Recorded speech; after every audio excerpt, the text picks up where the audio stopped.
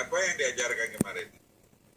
Saya materinya tentang minuman halal dan haram, Pak. Cuman di RPP pertama saya bahasnya minuman halal dulu. RPP kedua? Minuman haramnya. Yang haramnya. Ada enggak landasan Al-Quran terkait dengan larangan yang haram? Maaf Pak, kalau yang untuk yang di RPP 1 ini saya yang halalnya dulu. Tapi yang dua ada haram.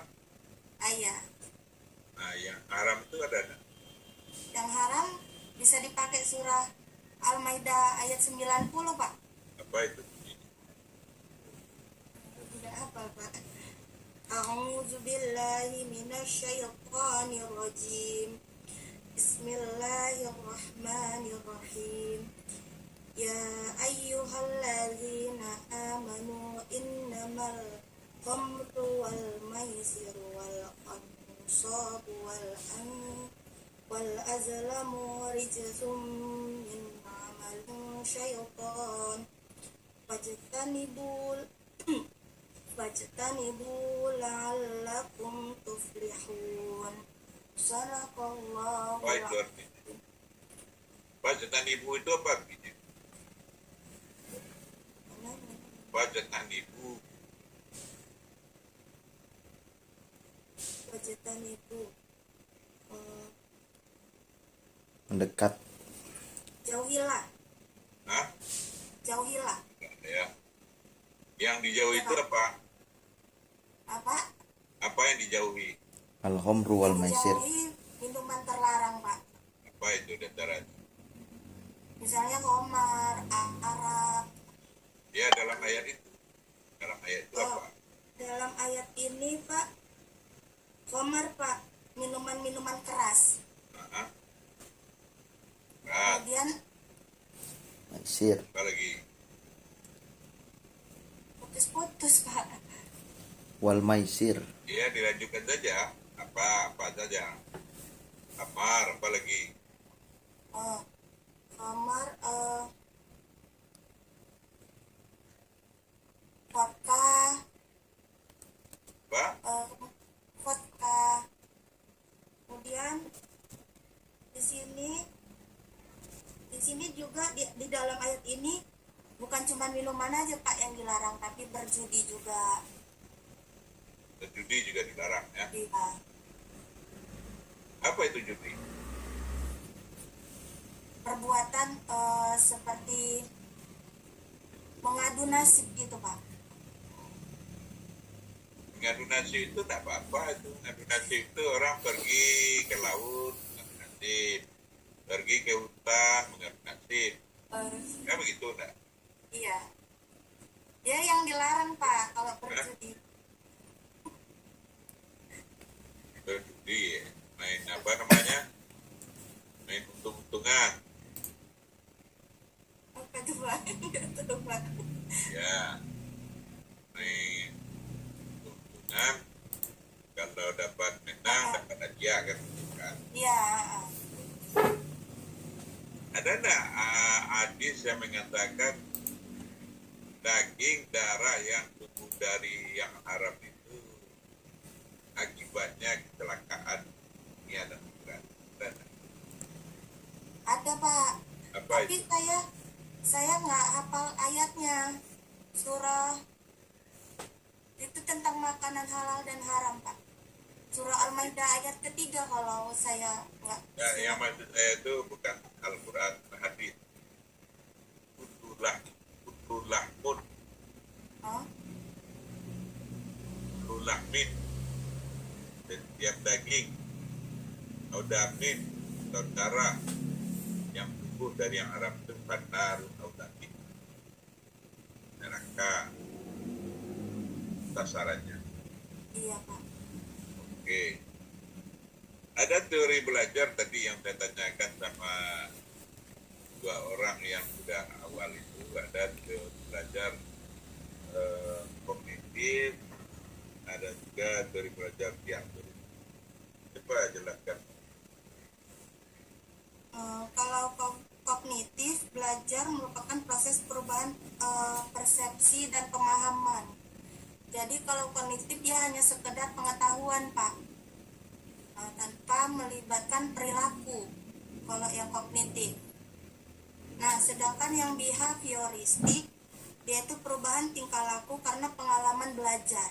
Jadi dari hasil belajar tingkah lakunya bisa berubah. Misalnya yang tadinya dia untuk minum minuman yang dia nggak tahu bahwasannya itu haram, setelah dia pelajari maka dia tahu dia nggak meminumnya lagi gitu. Itu yang behavioristik.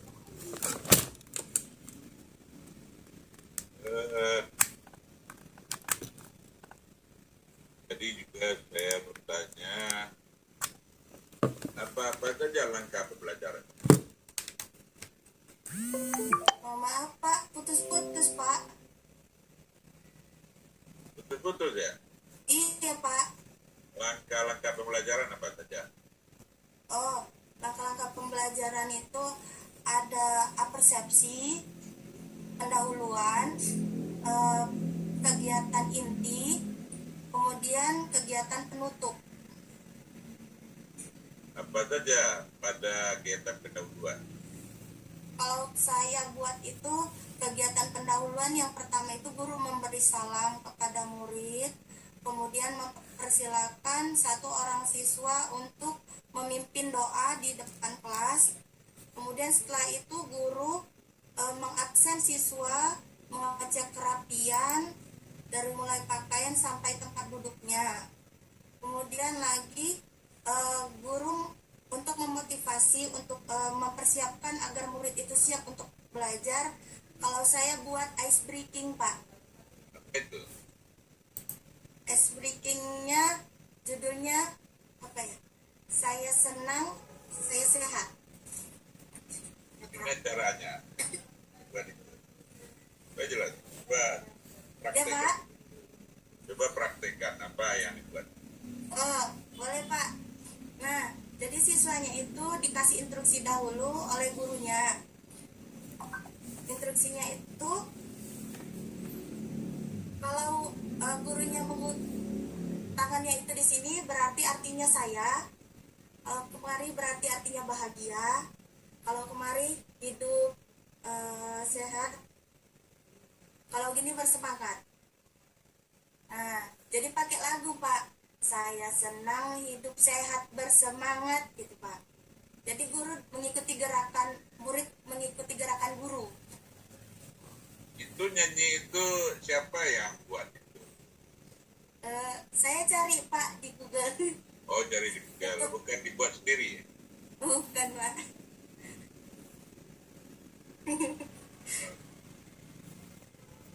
Kalau pernah mendengar istilah BTK, Iya Pak, yang kemarin penelitian tindakan kelas. apa itu?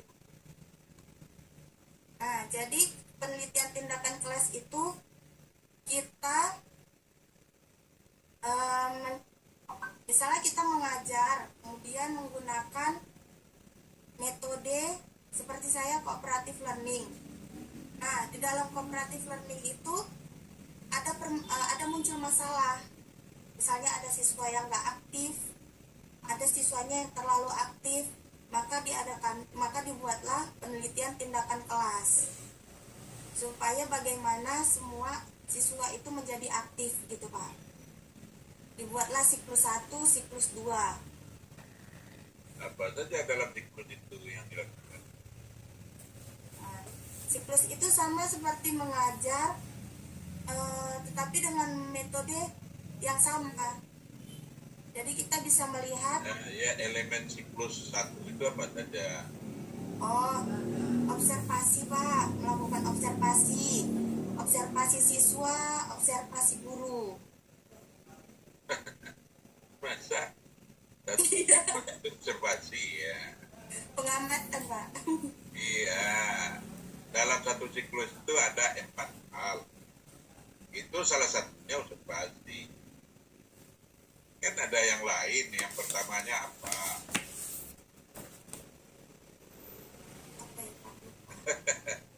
Nah itu. Ya kan? apa namanya? Ada pertama ini, kedua ini, ketiga ini, keempat ini. Kalau tidak berhasil juga masuk kedua. Kan gitu dah. Iya. Nah, Nah itulah yang tahapannya dulu Pak. yang terakhirnya apa? Degree. Karena kemarin baru sampai proposal aja Pak itu. Proposal itu kalau lengkap itu. Oke. Kalau ada anak-anak yang nakal, Ya. kira-kira apa yang dilakukan oleh guru? Nah, kalau ada anak yang nakal, pertama saya mencari informasi dulu Pak. Bagaimana dia tentang keluarganya kalau saya. Kan ada misalnya guru sebelumnya, misalnya anak ini kelas 5.